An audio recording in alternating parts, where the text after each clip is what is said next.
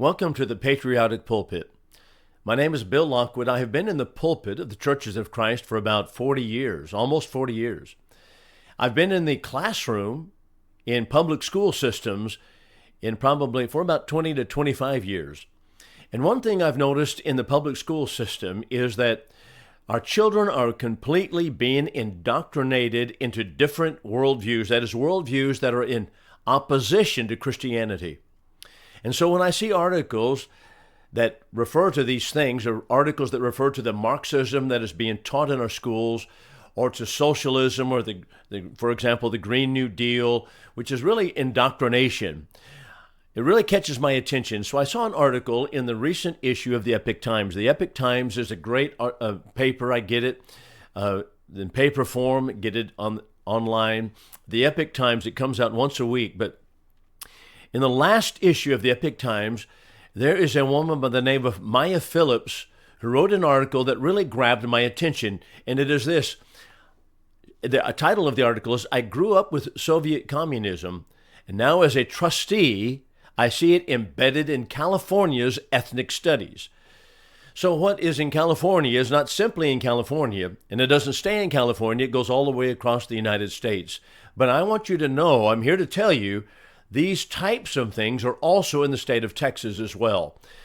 So let's just think about some of the things that she says in this article, and it's very alarming. And if you're interested in your children, if you're interested in your children's education, why is it that the public school system continues to fail, continues to be downgraded every single year, and our children are not attaining the scholasticism that they need to go into the marketplace, to go into the world? Why is that the case? Why is it that our educational achievements are so sagging in America? One of the reasons is because the public school systems have become indoctrination centers. And Maya Phillips's article illustrates that concept perfectly. She says, as a school board member in the Ramona Unified School District in San Diego County, when I read the Santa Ana Liberated Ethnic Studies curriculum for the first time, and if you're in the know, if you're in the clue, if you've been reading, if you know anything that's going on, when you see ethnic studies in education, then you know we've got problems. She said it brought back childhood memories from growing up in the Soviet Union. The communist vocabulary that I remember from my time in the USSR included liberation, oppression, oppressor and oppressed, class struggle, solidarity, hegemony, Zionist, imperialism, colonialism, collective, as well as different phrases vilifying capitalism and Zionism. Zionism is a movement for the establishment and maintenance of a Jewish ethno-religious state, and then painting capitalists as oppressors and the working class as oppressed, and presenting capitalists, Israel, and the West as enemies. Now, she says that's what she remembers from the Soviet Union. These words, she points out, were an integral part of the Soviet communist propaganda. That's all that it is. It's propaganda. These are Marxist propaganda terms. And these words were also an integral part of the liberated ethnic studies curriculum right here in California, she said. I recognized them right away. They were so familiar, so omnipresent throughout the course to an extent that I have never encountered since living in the Soviet Union in the 1970s and 1980s. Now just think about that for a moment. Here's a woman who escaped the communist Iron Curtain, the Soviet Union, and escaped the Marxist indoctrination that was going on in the Soviet Union, the atheistic, the racist atheistic indoctrination studies that were taking place in the Soviet Union. She escapes to the land of freedom, and what does she find in California? Exactly the same type of studies, exactly the same curriculum that she had in the Soviet Union. She points out this is just so alarming. She said they were so familiar, so omnipresent throughout the course, to an extent I have never encountered them since living in the Soviet Union since the 70s and 80s. This is pervasive in the state of California, and I want you to know it's not simply in the state of California. Native-born Americans, she warns, grossly underestimate the gravity of communism and Marxism. However, its parallels with liberated ethnic studies are astounding and personally alarming. One person that I like to read is Max Eastman. Max Eastman was an editor of major magazines and papers in the 1920s, as well as many other editors and publishers of magazines at that period of time, Woodrow Wilson's America. They were so in favor of communism and Marxism. There are so many Marxists in positions of influence in that time period. Max Eastman was one of them. He spent many, many years being indoctrinated, having been indoctrinated into Marxist ideas. He even traveled to the Soviet Union. He met Vladimir Lenin. He met many of the leaders, the Leon Trotskys of the world, and he knew all of those people. But finally, he recognized, he began to question some of the elements of it, and he came out of it, and he recognized that it was all communist indoctrination, and that Americanism, that is, the concepts of America, God-given liberty, is what really we need to have, and he goes back to it. So really, he had a conversion back to the concepts of America that make America great. So he writes this statement in one of his books, Why I Left Socialism. He says, I spent 20 years messing around, muddling around with these theories of communism. But here's the point that I'm making. We are seeing exactly the same thing right now in our public school system. It's an indoctrination. Our public schools have become indoctrinating centers. And it is indeed personally alarming. And anytime you see ethnic studies, you're going to find that to be the case. Ethnic studies, originally designed as another vessel along with DEI, that would be diversity, equity, and inclusion, and CRT, that is the critical race theory, to deliver Marxism to schools, incorporate communist ideology into education. And while DEI and CRT, as Maya Phillips writes, are not required in schools, here's how they do it in the back door. The Ethnic Studies course is mandated by the state of California. So in spite of the fact that the state of California does not allow necessarily DEI and CRT to be required in schools, they insert it into ethnic studies and they get it in the back door. That's the way communists always work. That's the way Marxists always work. It happens right here in the state of Texas as well. The same thing in the state of Texas, that is, they bring it in the back door. We have such studies as the CRT ideas and those concepts brought in the back door through ethnic studies, the university system, public school systems.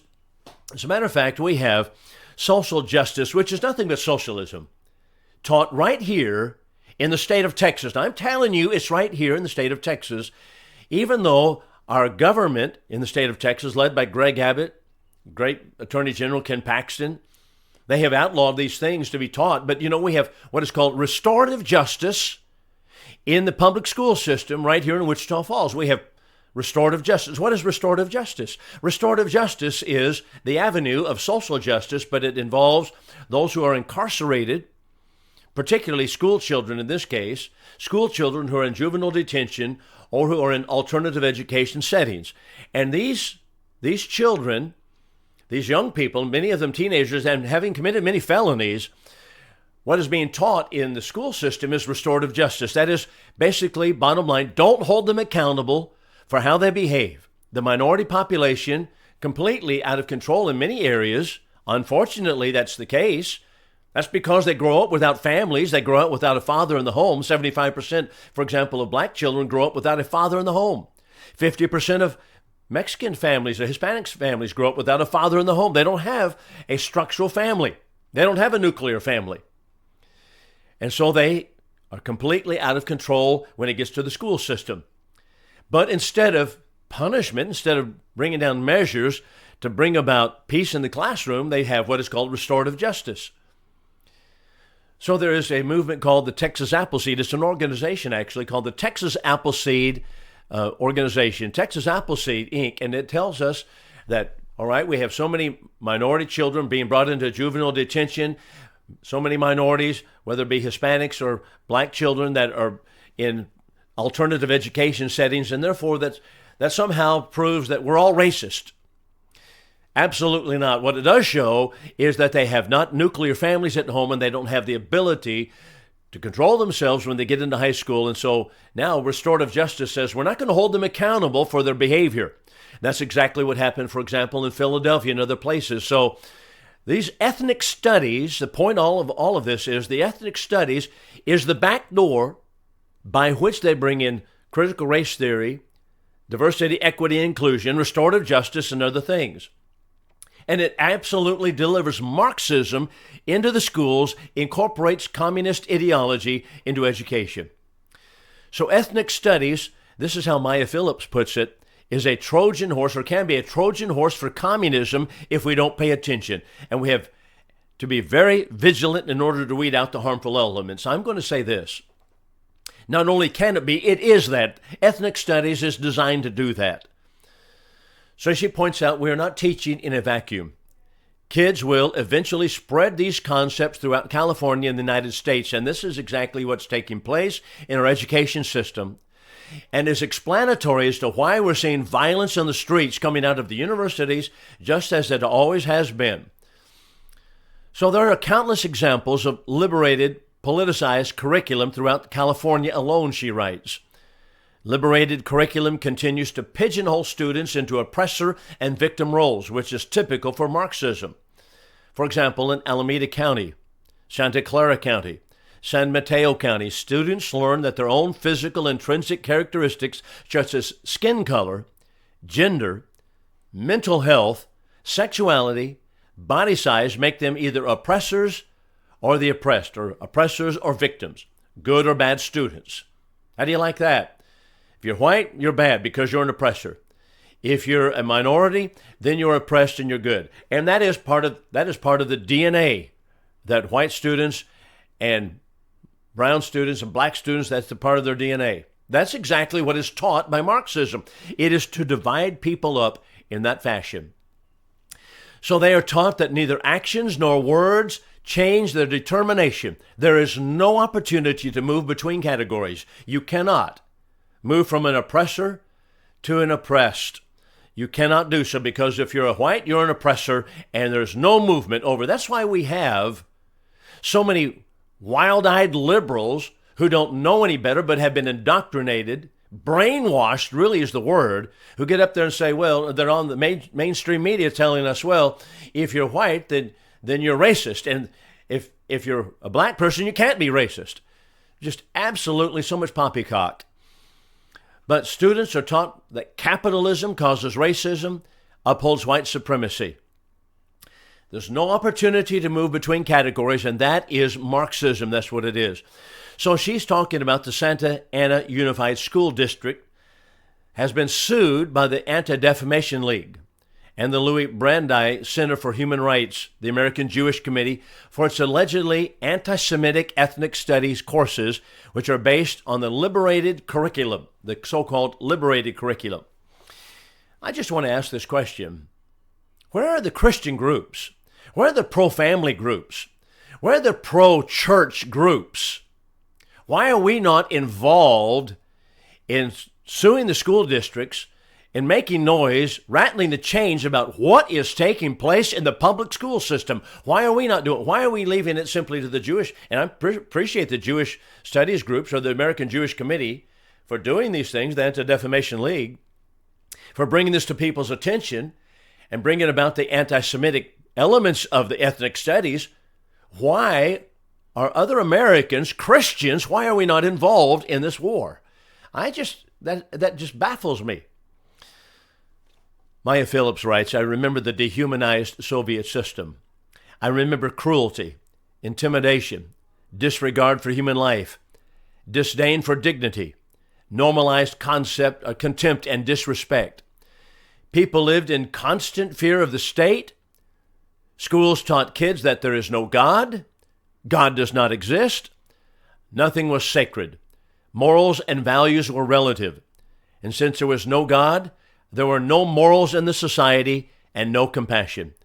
Government policies were covertly anti-Semitic, and this affected my Jewish family also. The average Soviet person was vindictive, manipulative, unforgiving, ruthless, and immoral. There were no marriage vows, just two signatures on a government marriage form. What would be the point, she asks? Promises didn't mean anything anyway. Is that where we're going, America? Just living arrangements, no marriage whatsoever? Why not have promises for death do us part, and God organizes the marriage family? Why not? They didn't have that in the Soviet Union, so they didn't have that as part of the marriage vows. And she says, what would be the point? Promises didn't mean anything anyway, because your word doesn't mean anything, because there's no moral standard with Marxism. Citizens and the government deceived each other at every turn. Lying, cheating, stealing, considered smart moves in order to get ahead. Honest people, people of integrity, were considered idiots and losers. Nobody believed or trusted one another. And people thought this was normal because nobody knew anything different. The USSR was an evil empire best known for its economic incompetence, atheism, and drabness. And all of this could be brought to you, America, courtesy of ethnic studies, if we are not more vigilant than we have been.